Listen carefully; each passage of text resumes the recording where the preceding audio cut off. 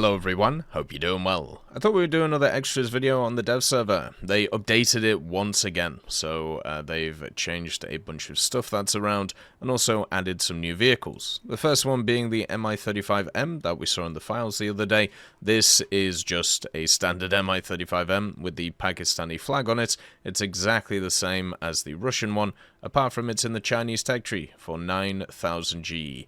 So if you want to pick it up to research the Chinese tech tree, that would be fair to do. Another vehicle that they've added is the JA37D Viggen. Now, this one is in the standard tech tree, so they said that they were going to do this, and they have. So you have the F21, which is the premium that you can see here. Has actually quite a cool camo on it with the kind of sun and the Swedish colors, and then also some other parts. But then what they've done is they've added a standard tech tree one folded with the standard JA37D Viggen. So the difference between this Viggen and this Viggen is that this Viggen, the DI, gets access to the RB99. Everything else seems to be exactly the same. So this one is a copy-paste of the premium and has a slightly different camouflage, but is basically exactly the same. So I'm not going to have a look at it in an individual video. There's not really much point.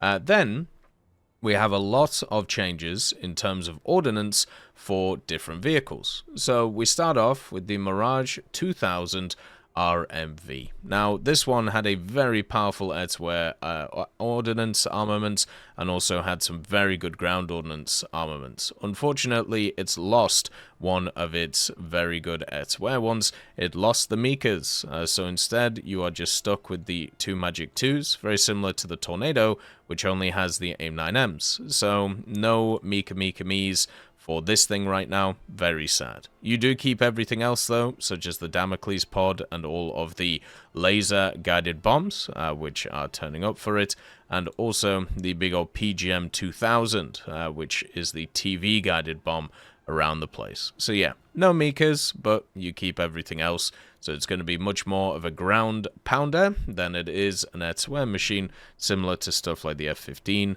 and also many others. Talking about the F-15, so they haven't changed it on the dev server yet, but they did say they're going to. This vehicle, the Strike Eagle, is going to get access to the better engines. So the F-15I Ram gets access to the 229s, which you can see here with a lot more afterburner thrust. The F-15E in the American tree is also going to get access to them. So there's going to be no difference between them compared to what was there before. The Aster is also getting changed, the good old Tornado IDS for the Germans. They're actually getting access to a new type of bomb, which is the GBU-58B Lidam, which you can see right here. So what is the Lidam? This is a laser IOG bomb. So to be quite honest, it probably won't be used over the standard bombs that you can see here, but at least it gives it something slightly different.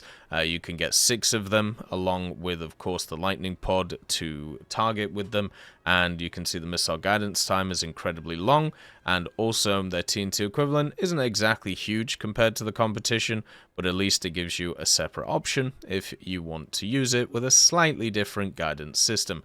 You can also run them with the chaff pods, which give you a ridiculous amount of chaff with the 1200 overall nowadays, and also the 56 standard countermeasures. So that's quite nice. But as I said, I think people will just still stick with the paveways in ground, and then in good old aviation, you have the 1000-pounders, which give you a much more bigger boom. Then you have a new bomb for the Su-34.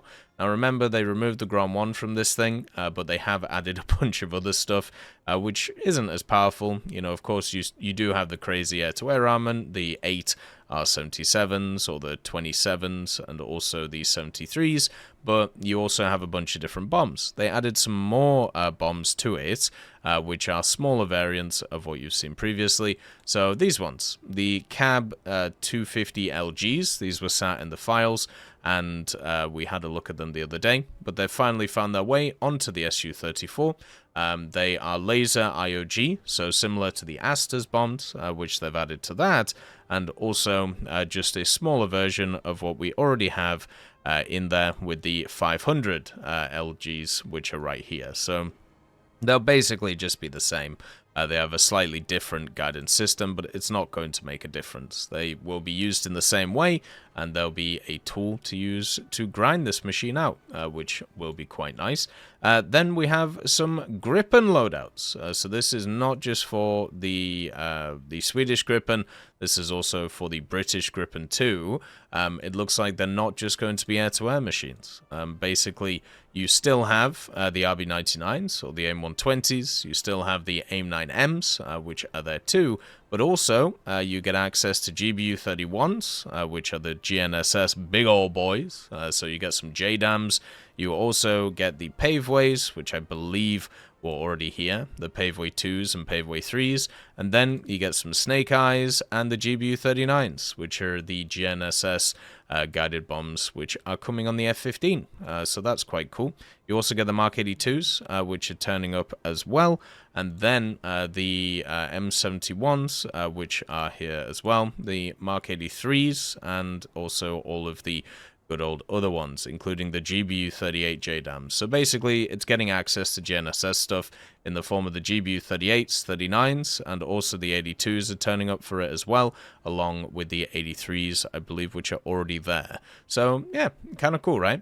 Some new ordnance for the Gripen, and as I said, this isn't just for the Swedish one, this is also for the one in the British tech tree, and I believe the one in the Italian tech tree too, the Hungarian Gripen, which also is sat at that high BR. Let's just see if it is. Yeah, so this one also gets access to it. So all of the kind of like sea Gripens get access to these things. For the profile, there's also a small addition, which is an edit function. So this shows that it looks like the profile stuff will be coming this update, or at least close to coming this update. With the edit function right now, you can only change the title and the profile picture, so it doesn't really change anything, but it's just something to look at, something to kind of show that this area will be able to be edited at some point, and you'll be able to do some stuff with it, which is quite nice. And then also, on top of it, they've changed the test drives. So the test drives themselves, they've got a new one in, so Jungle is now here.